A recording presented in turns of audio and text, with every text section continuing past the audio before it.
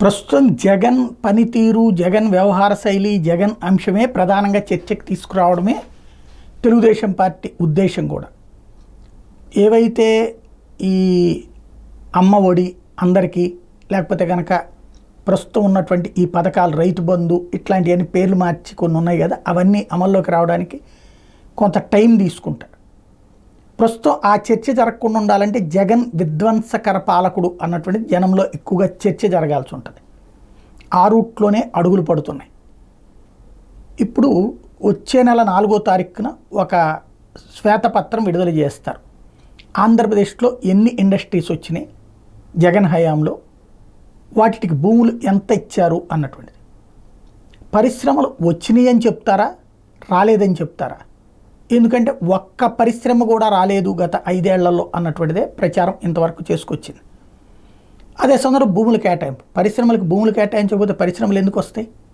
కియాకైనా భూములు కేటాయించాం, లేకపోతే కనుక విట్టికైనా భూములు ఇస్తాం, కాలేజీలకి, యూనివర్సిటీలకు కూడా.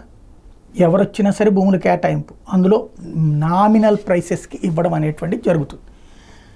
అది బాబు గారు ఇచ్చినప్పుడు బాధ్యతాయుతంగా, జగన్ ఇస్తే ఏది కట్టబెట్టేసినట్టు ₹1,00,00,000 అని ప్రచారం చేస్తానికి రెడీ అవుతున్నది అన్నది ఇవాళ ఈనాడు వార్త చూస్తే అర్థమవుతుంది.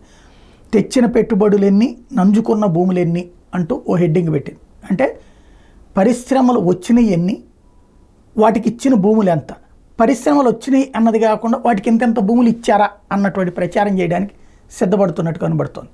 జనం దాన్ని చూస్తారంటే 5 ఏళ్ల దాకా ఏం చెప్పినా వింటారు. బట్ పరిశ్రమలు ఎన్ని వచ్చినాయి అన్నదైతే తెలుసుకోవాలనుకుంటున్నారు. ఎన్ని వచ్చినాయో, ఎంత వాటికి భూములు ఇచ్చారో అందరూ కూడా తెలుసుకోవాలని కోరుకుంటున్నారు. 2014-19 మధ్యలో ఎన్ని కంపెనీలకు MOUలు జరిగినాయి, ఎన్ని వచ్చినాయి? 2019-24 మధ్యలో ఎన్ని కంపెనీలు వచ్చినాయి, ఎన్ని కంపెనీలకు MOUలు కుదిరినాయి? అప్పట్లో ఎంత భూమి ఇచ్చారు ఒక్కొక్క ఇండస్ట్రీకి, ఇప్పుడు ఎంత ఇచ్చారు? ఇది మొత్తం చెబితే అద్భుతంగా ఉంటుంది. ఉట్టి మొన్నటి వరకే లెక్క చెప్తారా ఏంటనేది చూడాలి.